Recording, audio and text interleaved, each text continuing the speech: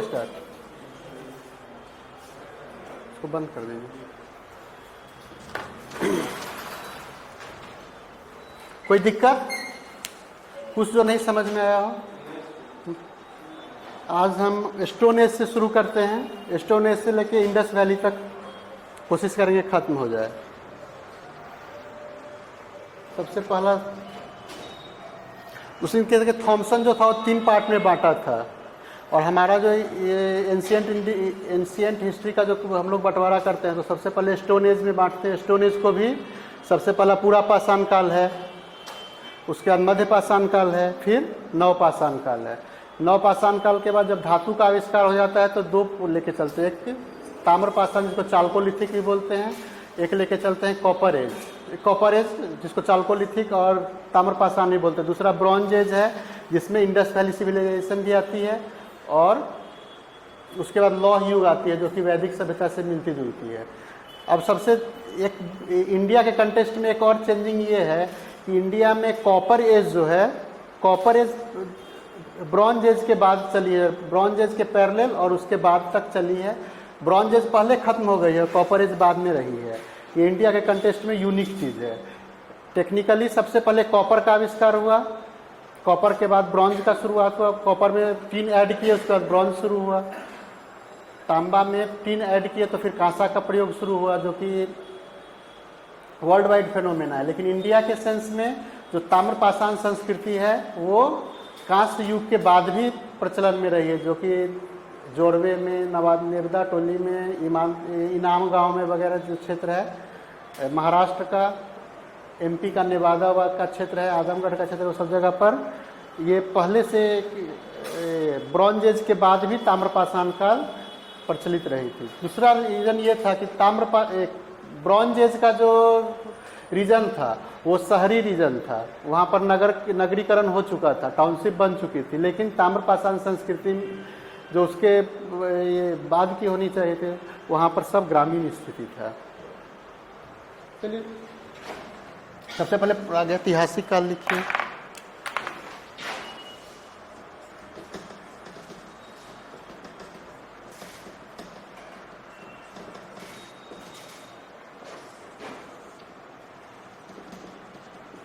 क्या होता है प्रागैतिहासिक काल, बताइए। क्या चीज का साक्ष्य नहीं मिला? हाँ, रिटेन साक्ष्य उस समय का नहीं है। साक्ष्य तो है ही, लेकिन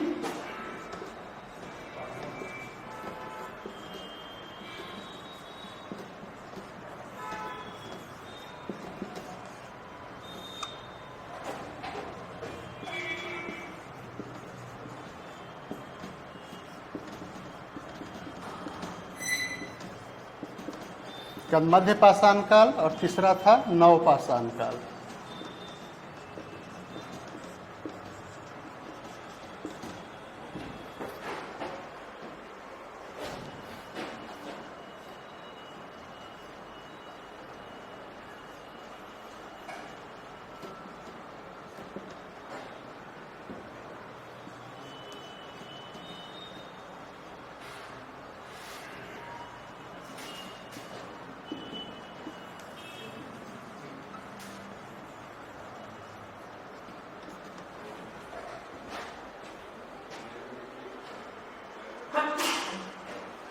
अब इसको 3 पार्ट में बांटा गया है।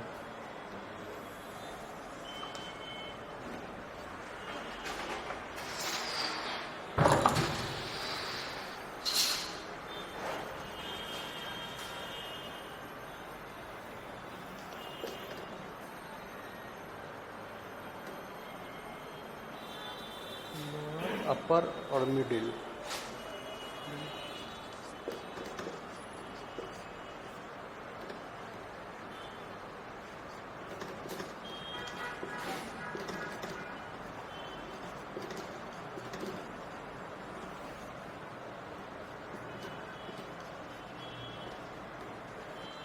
मिडिल पेलियोलिथिक और अपर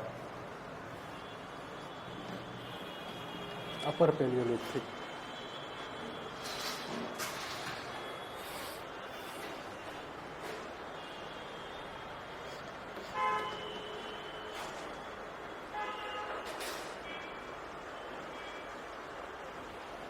इसका जो टाइमिंग है यह 6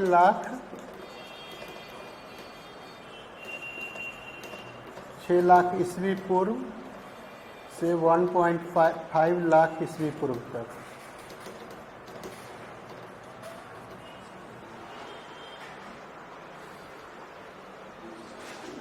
ये है 1.5 लाख से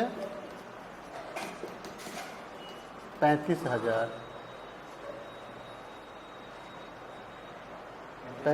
ईस्वी पूर्व तक,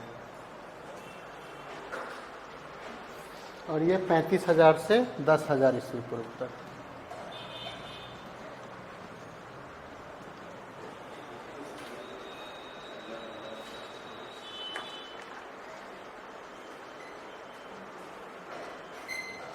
ये है 10,000 से 4,000 तक।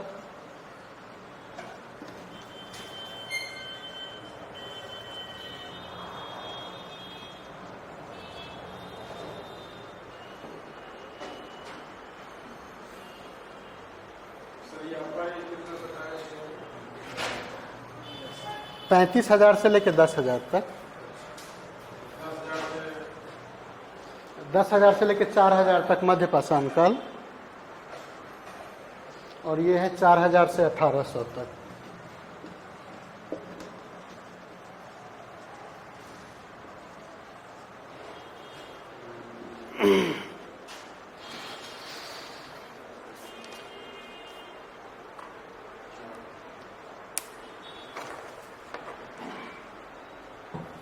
इसका महत्वपूर्ण यही टाइम विभाजन वाला क्षेत्र है, यहाँ से क्वेश्चन पूछ सकता है। दूसरा है, ये तीनों का इतना ज़्यादा ओवरलैपिंग है एक दूसरे से, जो भी जगह मिले हैं इनके, तो जो महत्वपूर्ण जगह इसका एक भीमबेटका है। भीमबेटका यहाँ भी है, यहाँ भी है, वहाँ भी है, तो तीनों में है। महत्वपूर्ण जगह का लिख के लिखिएगा पूरा पाषाण काल का। भीमबेटका यह एक केव है, गुफा है, जहाँ पर वो लोग चित्र वगैरह बनाए हुए हैं। तो आपसे पूछ सकता है कि भीमबेटका किस एज से संबंधित है। दूसरा चीज़ पूछेगा कि भीमबेटका अभी कहाँ स्थित है। अभी लिख लीजिएगा, वो रायसेन जिला में अवस्थित है, मध्य प्रदेश में।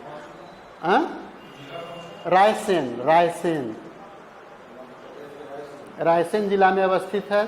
तीसरा भोपाल के नज़दीक है, भोपाल से करीब 40 किलोमीटर की दूरी पे है। उसके बाद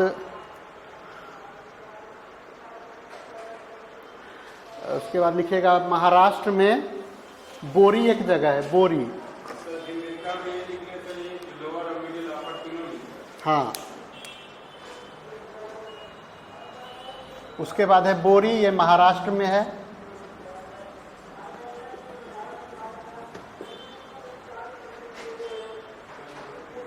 बोरी, और एक चिरकी निवासा है जगह,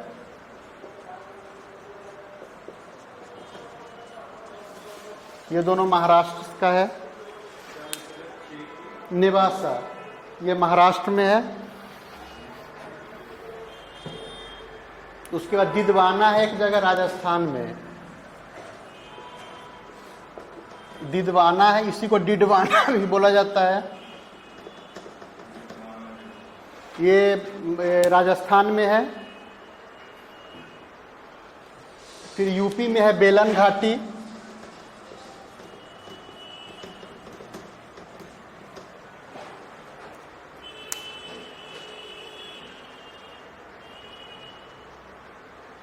और पाकिस्तान में है सोहन घाटी।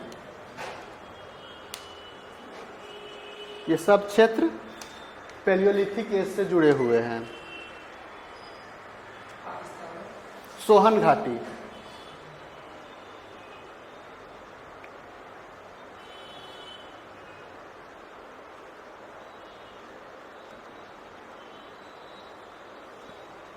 अच्छा, कल आप लोग को बताए थे आइस एज से रिलेटेड, तो ये टोटल जो इसका जो समय है ये आइस एज से रिलेटेड है। इसके बाद जो मध्य पाषाण का मेगालिथिक शुरू होता है, मेगालिथिक को कहीं कहीं मेसियोलिथिक भी बोला जाता है, तो कंफ्यूज नहीं कीजिएगा, वहाँ पर मेसियोलिथिक भी बोला जाता है। अब इस एज में क्या हुआ कि आइस एज खत्म हुआ है। आइस एज खत्म हुआ तो यहाँ का जो ज्योग्राफिकल परिवर्तन हुआ, बारिश होने लगी। आइस एज था उस समय बारिश की बहुत कम संभावना होती थी, बारिश होने लगी और मौसम जो है वो समशीतोष्ण होने लगा, मानसूनी टाइप का मौसम हो गया मेगालिथिक में। तो परिवर्तन हुआ तो सबसे पहले इस काल में पशुपालन की शुरुआत हुई, बारिश शुरू हो गई, जलवायु जो था वो गर्म और बरसाती जलवायु हो गई। सबसे पहले पशुपालन की शुरुआत हुई। पशुपालन का पहला साक्ष्य जो है वो लिख लीजिएगा, वो आदमगढ़, मध्य प्रदेश के आदमगढ़ और राजस्थान के बागोर, दोनों जगह से पशुपालन का पहला साक्ष्य मिलता है। मध्य प्रदेश के आदमगढ़,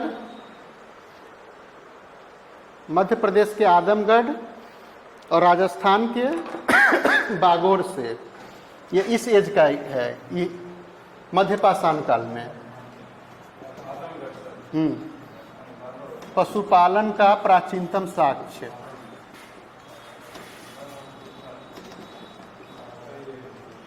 आदमगढ़ और बागोर,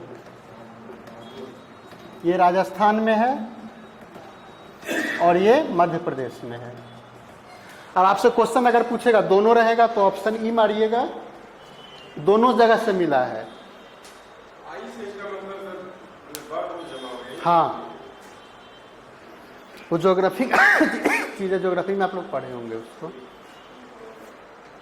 दो तीन फैक्ट इसका और महत्वपूर्ण है। एक है कि हड्डी से निर्मित आभूषण जो है वो सबसे ज्यादा महदहा नामक जगह पर मिला है।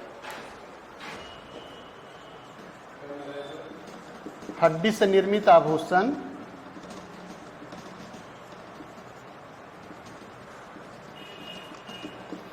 ये महदहा से मिला है, ये यूपी में है।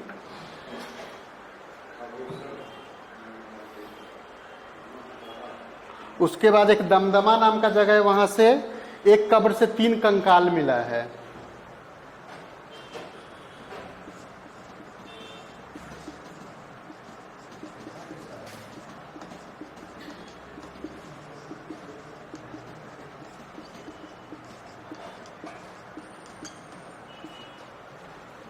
दमदमा नाम के जगह से,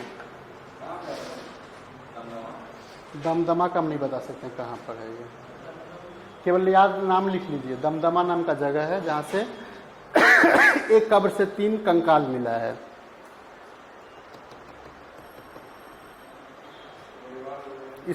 उसका इसी एज में सबसे पहले खेती की शुरुआत हुई और सबसे पहला अनाज जो था वो जौ था। हाँ, मध्य पाषाण काल में ही खेती की शुरुआत होती है और पहला अनाज जो था वो जौ था। और दूसरा चीज कि इस एज का पहला जो साइट था वो विंध्यन रेंज में कार्लाइल नाम के पुरातत्ववेत्ता थे, वो खोजे थे। मध्य पाषाण कालीन क्षेत्र जो है वो कार्लाइल नाम के पुरातत्ववेत्ता थे जो खोजे थे। यही नाम था इनका, कार्लाइल। यही सबसे पहले मध्य पाषाण साइट को इंडिया में खोजे थे।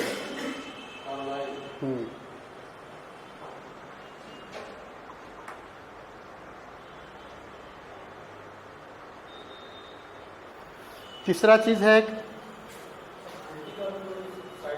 हाँ बता रहे हैं, खेती का जो प्राचीनतम साक्ष्य वो मेहरगढ़ में मिला है। सिंधु घाटी सभ्यता का वो क्षेत्र नहीं हो, सिंधु घाटी से पहले का क्षेत्र समय है।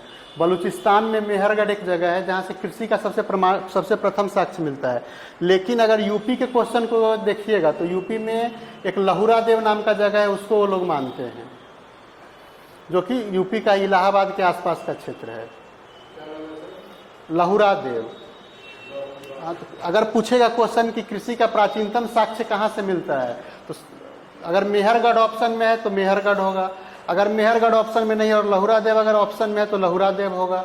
अगर दोनों ऑप्शन में है तो बीपीएससी के स्वविवेक पे वो निर्भर करता है, वो डिस्क्रिप्शन हो जाता है बीपीएससी का वो किसको आंसर माने। एक है मेहरगढ़,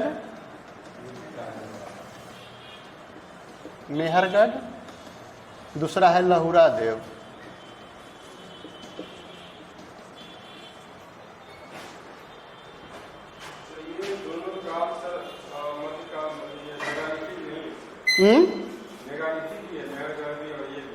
क्या चीज?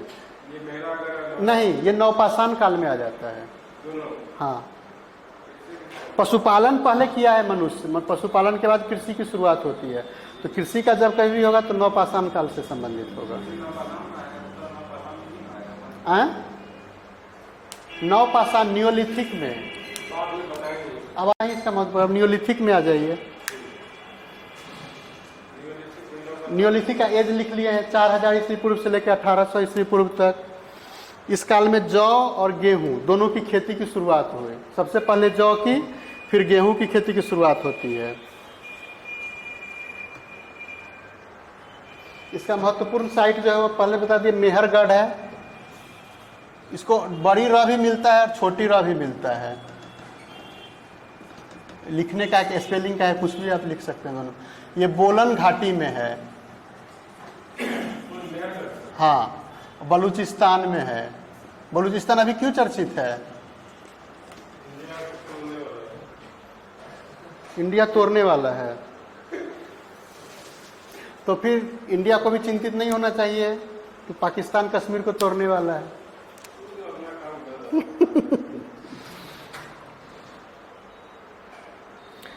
नवपाषाण काल की एक महत्वपूर्ण विशेषता है कि इस काल में चाक का आविष्कार हुआ। चाक आग का कब बता है? आग का कौन किया? चाक के आविष्कार से क्या हुआ फायदा?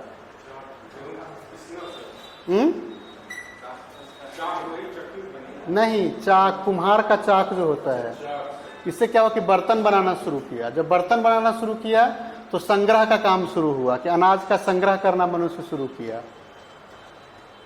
4500 ईस्वी पूर्व के आसपास में माना जाता है चाक का आविष्कार। 4500 ईस्वी पूर्व के बाद, मतलब 4500 ईस्वी पूर्व के बाद उसका प्रमाण मिला है। इसका एक और क्षेत्र है कश्मीर का बुर्जा होम।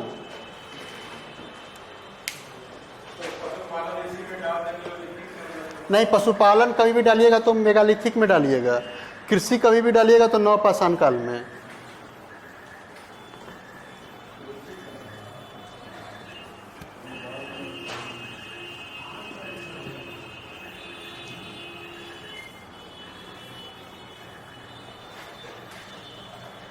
आग मनुष्य बनने से पहले ही कर लिया गया था। कल दिखा था कि होमो इरेक्टस सबसे पहले आग का आविष्कार किया था। होमोसेपियंस मनुष्य है आज का मनुष्य, और पूरा पाषाण काल का जो मनुष्य था होमोसेपियंस था, और होमो इरेक्टस उससे बहुत पहले का था, जो कि अफ्रीका में सबसे पहले वहीं से प्रवास करना वो शुरू किया था। एक लिखिएगा बुर्जा होम,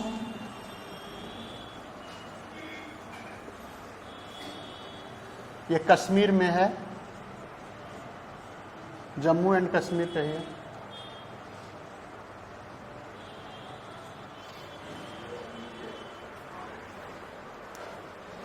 इसका अर्थ होता है भोजपत्र। बुर्जा होम इसका अर्थ होता है भोजपत्र की जगह। यहाँ का दो चीज के लिए फेमस है, नवपाषाण काल में इसको लिखिएगा। एक चीज है गर्तावास, और दूसरा है कि यहाँ पर मनुष्य के साथ कुत्ता के दफनाने का साक्ष्य मिला है। मनुष्य के साथ कुत्ता को दफन करने का साक्ष्य।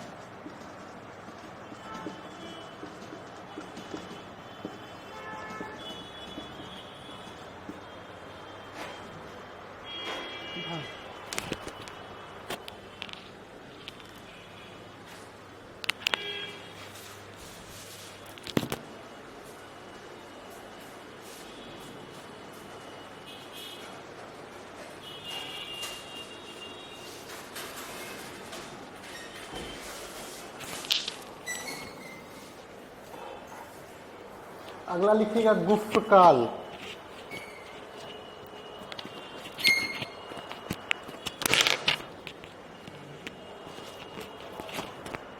गुफ्र काल,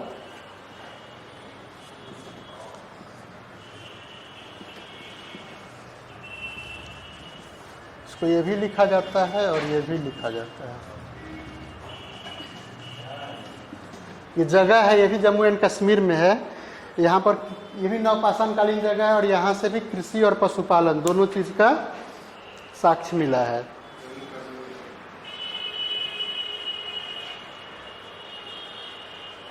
अगला लिखिएगा कोल्डिहवा। हाँ,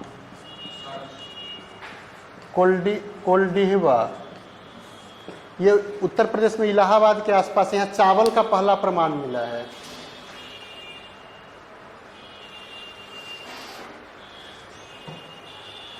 यहाँ पर चावल का पहला प्रमाण मिला है।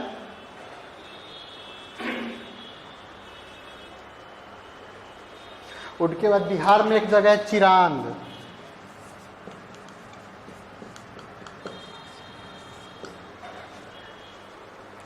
चिरांद से हड्डियों की औजार पर्याप्त संख्या में मिली है।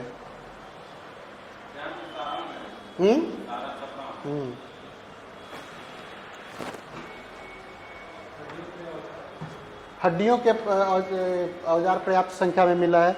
इसके बाद एक लिखिएगा, एक साउथ का जगह है संगन कल्लू।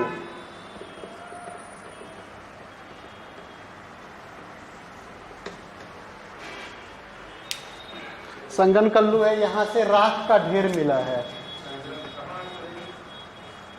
तमिलनाडु में है राख का ढेर। राख का ढेर किस चीज का सूचक है? हाँ, पशुपालन का तो सूचक है, लेकिन क्या पशुपालन का क्या?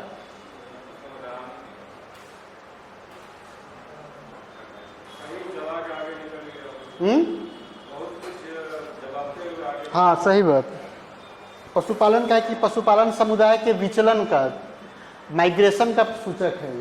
ये एक जगह ये लोग रहते थे जहाँ पर पशु रखे और फिर उसके गोबर वगैरह का जो ढेर होता था उसको आग लगा देते थे, जला देते थे और फिर अगले जगह प्रवास कर जाते थे। लेकिन पशुपालक समुदाय के मौसमी संचालन का साक्ष्य है, यहाँ से मिला है। नियोलिथिक एज का ही है।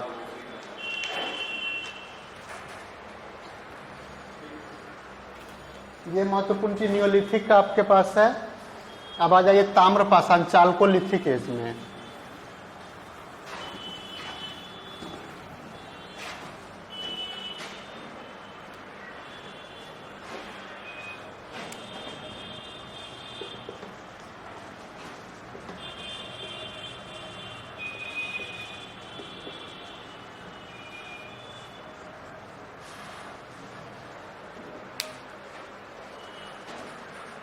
इसके में सबसे पहले लिखा है कि तकनीकी रूप से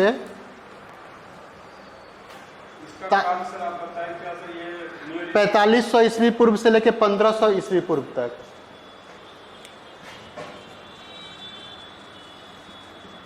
4500 ईस्वी पूर्व से लेके 1500 ईस्वी पूर्व तक ये ओवरलैप कर रहा है। और देखिएगा कि हड़प्पा का काल जो है इससे पहले खत्म हो जाता है, ब्रॉन्ज एज का।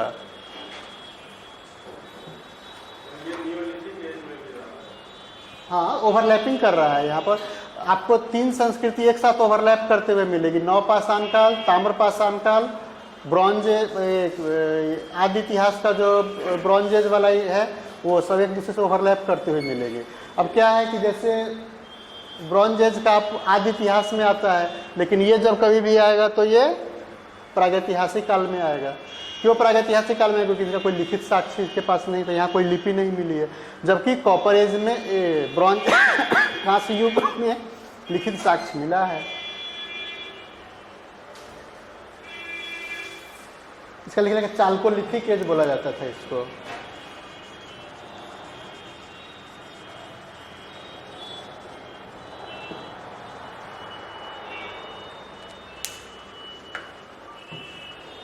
इसका सबसे बड़ा चीज लिखा है कि तकनीकी रूप से ताम्रपाषाण काल हड़प्पा पूर्व की स्थिति को दर्शाता है, परंतु भारत में हड़प्पा पूर्व की स्थिति को दर्शाता है, प्री हड़प्पन एज को, हड़प्पा पूर्व की स्थिति को दर्शाता है। परंतु भारत में हड़प्पा काल के बाद, हड़प्पा काल के पश्चात भी ताम्रपाषाण बस्तियों के प्रमाण मिलते हैं। अब इसका सबसे पहला चीज क्या था कि इसमें ग्रामीण बस्ती डेवलप हो चुकी थी।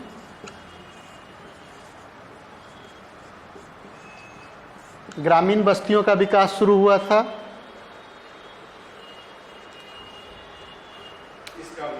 हाँ,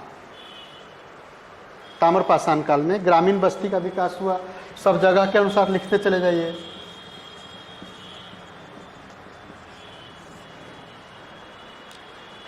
राजस्थान में आहर था, आहर, गिलुंद,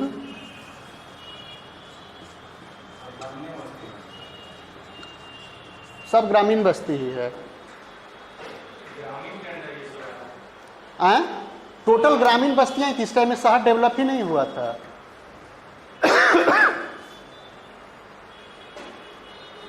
ये सब बनास घाटी में है। हाँ,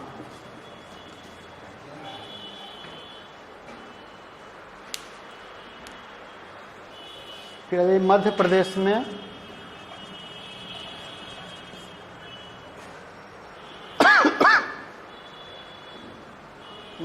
था कैथा,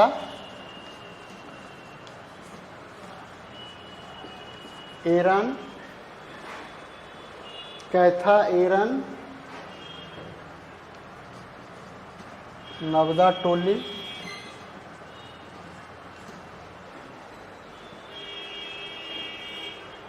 एरन किस चीज के लिए फेमस है और मध्य प्रदेश में?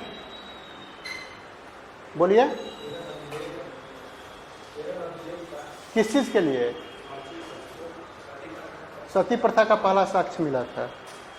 याद करते रहिए पीछे का चीज, नहीं तो उसके बाद महाराष्ट्र में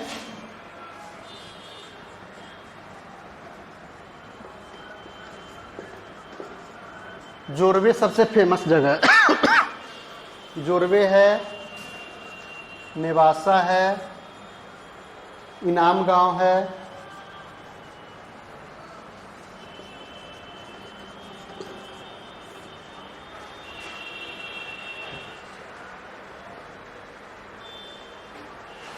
एक दायमाबाद है,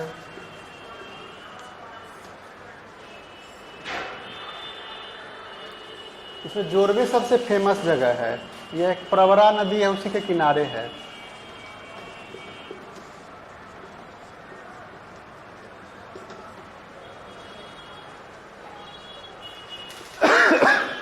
ये सबसे इसलिए फेमस है कि यहाँ से कुछ धातु मूर्तियाँ भी मिली है। पहला, दूसरा चीज़ है कि यहाँ पर जो ग्रामीण इलाका था वो काफ़ी विस्तृत इलाका में था, और यहाँ पर सामाजिक जो भेदभाव की शुरुआत होती है, सामाजिक विषमता का जो है यहीं से प्रमाण मिलना शुरू होता है। क्योंकि कुछ घर जो थे वो बड़े बड़े घर थे, कुछ घर थे वो छोटे छोटे घर थे, तो यहाँ से सामाजिक विषमता का प्रमाण मिलना शुरू हो जाता है।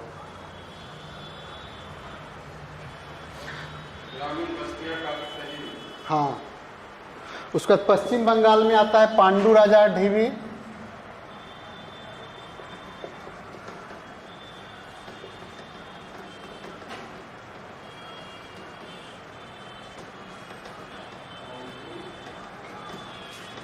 राजा ढीवी और महिषादल।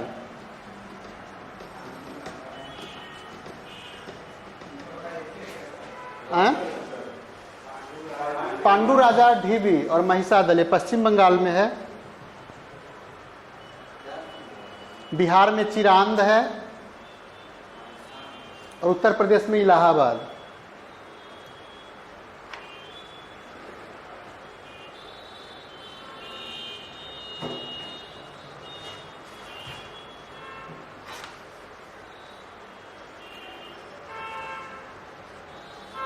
तीसरा, इसमें एक और फैक्ट लिख लीजिएगा कि तांबा का सबसे बड़ा भंडार तांबा का सबसे बड़ा भंडार मध्य प्रदेश के गुंगेरिया नामक जगह से मिला है।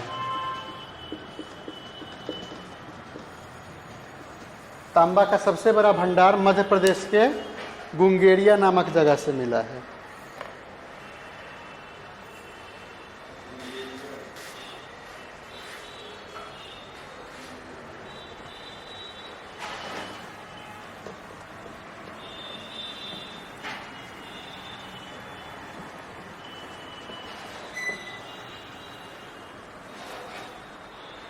अब तक क्लियर हो गया? इसमें कोई दिक्कत? कुछ बात जो नहीं समझ में आया हो या कुछ सीक्वेंस जो आपको नहीं कर पा रहे हो?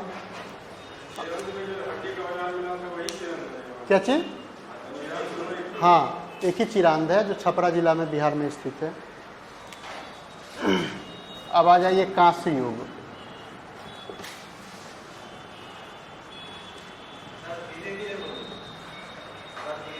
अच्छा ठीक, नेक्स्ट आपका कांस्य युग है।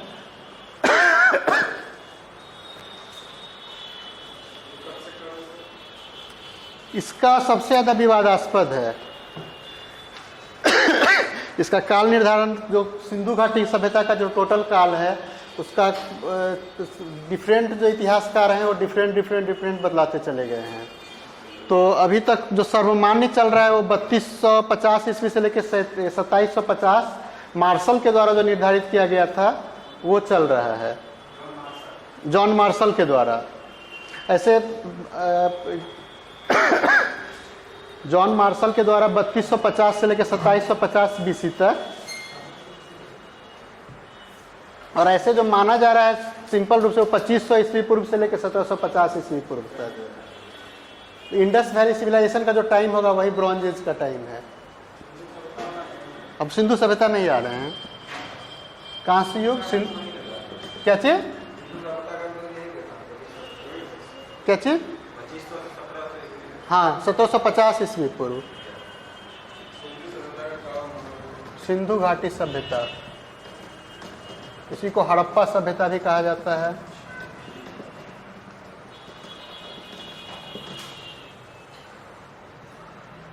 इसको याद हमेशा रखिए कि ये आद्य ऐतिहासिक सभ्यता है।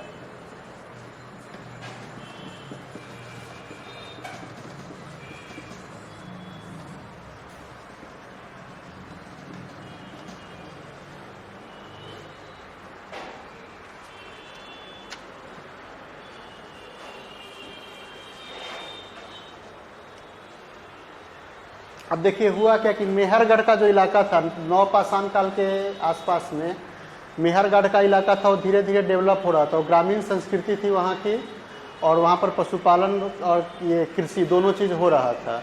धीरे धीरे जब कृषि और पशुपालन का अधिशेष उत्पादन होने लगा तो ग्रामीण संस्कृति जो है वो शहरी संस्कृति के रूप में परिवर्तित होने लगी।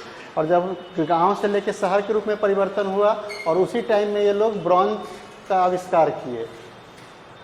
ये लोग ब्रॉन्ज जो बनाते थे वो तांबा में टिन मिला के और नहीं तो आर्सेनिक मिला के बनाते थे, और इस तरह करके ये लोग कांसा का निर्माण शुरू किए। तो क्या हुआ, धीरे धीरे फिर व्यापार विनिमय शुरू हुआ। में वर्ल्ड के और दूसरे छोर पर, जैसे मिस्र में एक सभ्यता अस्तित्व में आई, मेसोपोटामिया में सभ्यता अस्तित्व में आई। अब क्या हुआ कि लोगों का आपस में व्यापार वाणिज्य शुरू हो गया। इसके कारण डेवलपमेंट होते होते ये लोग नगरीय सभ्यता के रूप में परिवर्तित हो गए, और नगरीय सभ्यता के रूप में पहला जो परिवर्तन हुआ वो ब्रॉन्ज एज में ही जाके हुआ। ब्रॉन्ज एज में फर्स्ट नगरीकरण, जो अगर पूछेगा कि प्रथम नगरीकरण भारतीय इतिहास में प्रथम नगरीकरण का साक्ष्य किस युग में मिलता है, तो ब्रॉन्ज एज में मिलेगा प्रथम नगरीकरण। द्वितीय नगरीकरण होता है जब 600 बीसी के आसपास लोहे का आविष्कार होता है और मगध का उत्कर्ष होता है, उस टाइम को द्वितीय नगरीकरण माना जाता है। अब इस जगह का सबसे पहला जो उत्खनन था, सबसे पहले 1853 में इस क्षेत्र का कर्निंघम एक बार सर्वे किए, लेकिन वो इसके महत्व को छोड़ दिए थे। इसका कोई वो ज़्यादा कुछ नहीं कर पाए। सेकेंड टर्म में 1921 में दयाराम साहनी सबसे पहले हड़प्पा का उत्खनन करवाए, और तब जाके ये सभ्यता प्रकाश में आई, तो इसके कारण इसको हड़प्पा सभ्यता नाम दिया गया। बाद में सिंधु घाटी के आसपास के क्षेत्र में सबसे ज़्यादा उत्खनन हुआ, और सबसे ज़्यादा क्षेत्र जो इसके थे उस समय सिंधु घाटी के आसपास में मिले, तो इसलिए इसको सिंधु घाटी सभ्यता उस वक्त नाम दे दिया गया। सबसे पहला लिखिएगा 1920, नहीं एक काम कीजिए, एक चार्ट बना लीजिए आप लोग।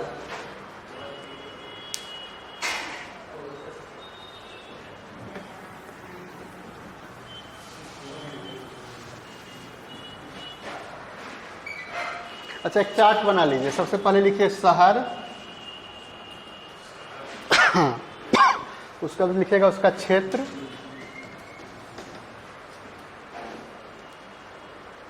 उसके बाद लिखिएगा उत्खनन वर्ष, उत्खनन वर्ष, और फिर लिखिएगा उत्खनन कर्ता।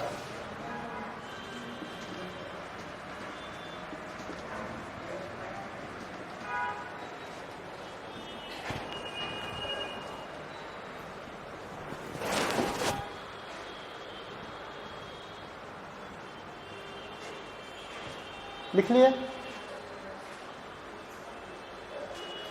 सबसे पहले लिखिएगा हड़प्पा,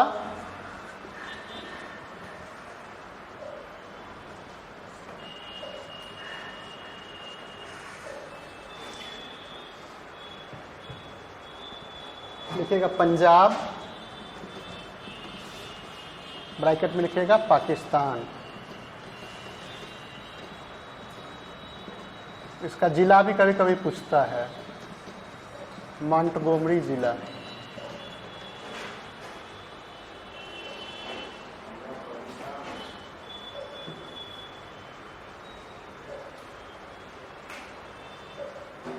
इसका उत्खनन वर्ष में लिखिएगा 1921।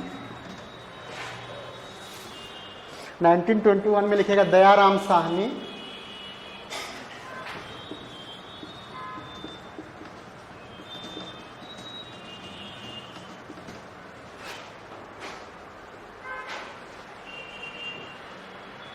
फिर डालिएगा 1940 उसके जगह नीचे,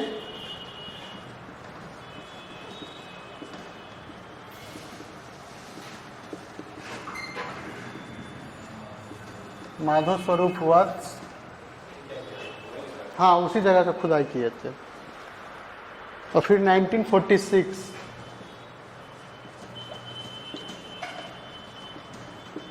व्हीलर,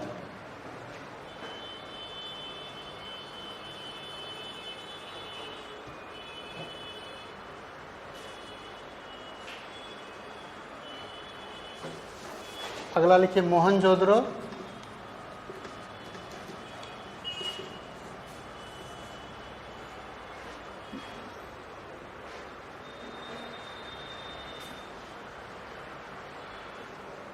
ये सिंध में है, पाकिस्तान में।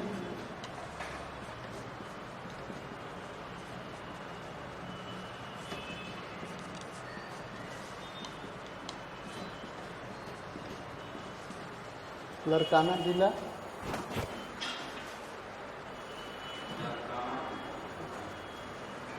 इसमें लेकिन 1922 और अखालदास बनर्जी,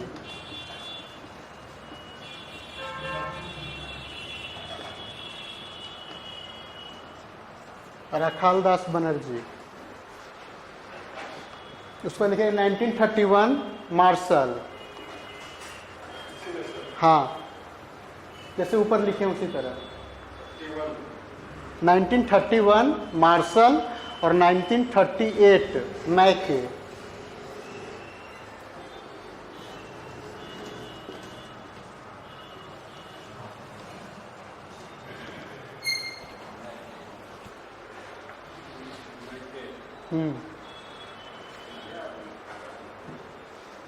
आप लोग कोई क्वेश्चन बैंक लेके आए हैं? क्वेश्चन बैंक लाए हैं?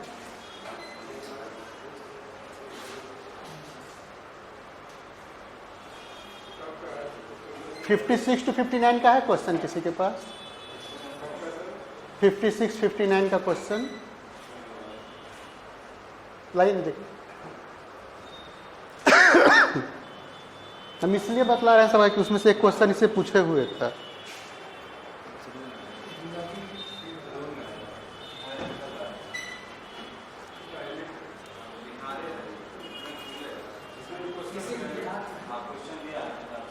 56 59 का लाए हैं कोई क्वेश्चन बैंक लेके नहीं आए आप लोग कोई?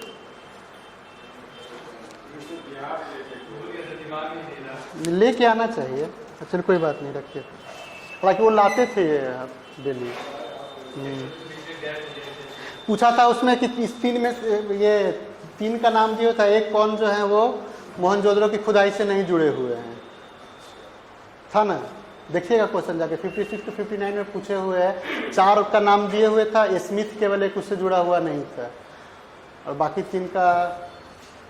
तो इसलिए ये तीनों बहुत इंपॉर्टेंट है, इसलिए इस दोनों को याद रखिएगा। हो सकता है मोहनजोदड़ो से पूछे हुए हैं तो हड़प्पा से आप लोग से पूछ दे। अगला लिखिएगा चन्हूदड़ो।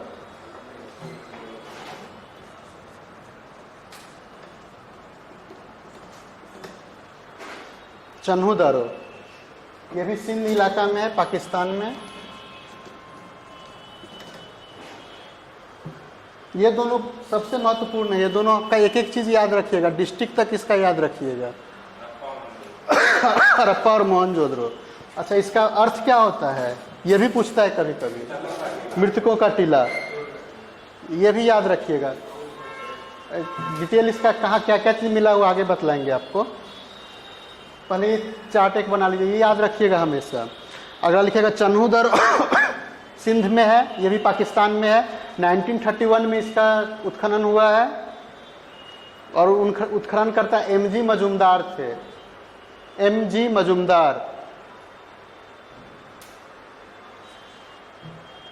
उसके बाद अगला लिखिएगा रंगपुर।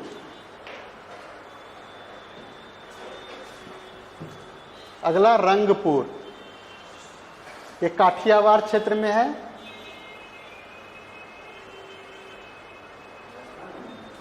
काठियावाड़ राजस्थान में कैसे होगा? गुजरात में होगा जब होगा तो। 1953 माधो स्वरूप वत्स, माधो स्वरूप वत्स।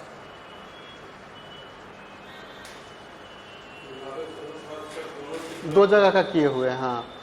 उसके बाद कोट दीजी कोट दीजी, यह सिंध में है, पाकिस्तान में।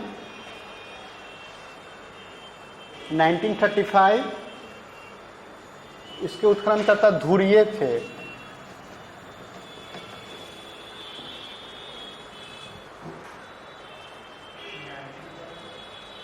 1935 उसके बाद अगला लिखिएगा रोपर। धुरिये ऊपर लिख दीजिए। उसके बाद लिखिएगा अगला रोपर।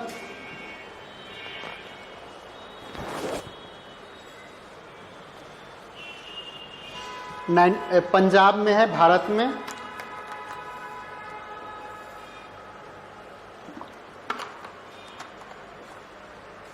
नाइनटीन 1953 यज्ञदत्त शर्मा, यज्ञदत्त शर्मा। अगला लिखिएगा कालीबंगा, कालीबंगा राजस्थान।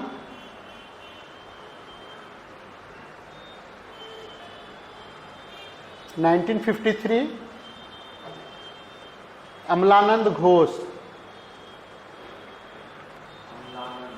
अमलानंद घोष।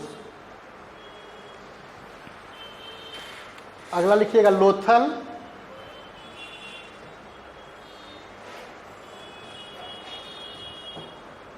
लोथल काठियावाड़। 1955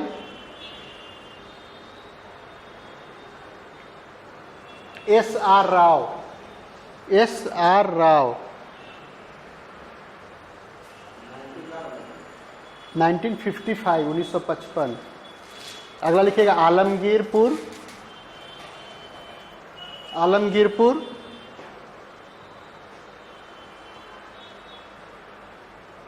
मेरठ, मेरठ में है ये, मेरठ के पास, उत्तर प्रदेश। मेरठ। 1958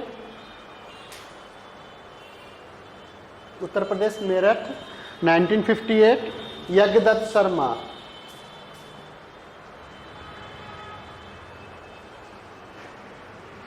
उसके बाद है सुरकोटदा, सुरकोटदा कच्छ 1972, हाँ कच्छ 1972।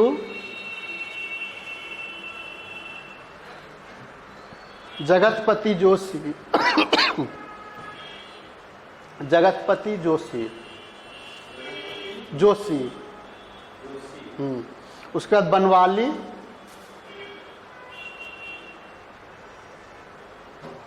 बनवाली हरियाणा में हिसार 1973।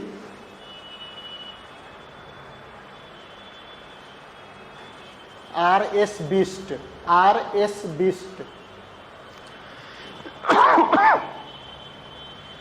उसके बाद अगला लिखेगा धौलावीरा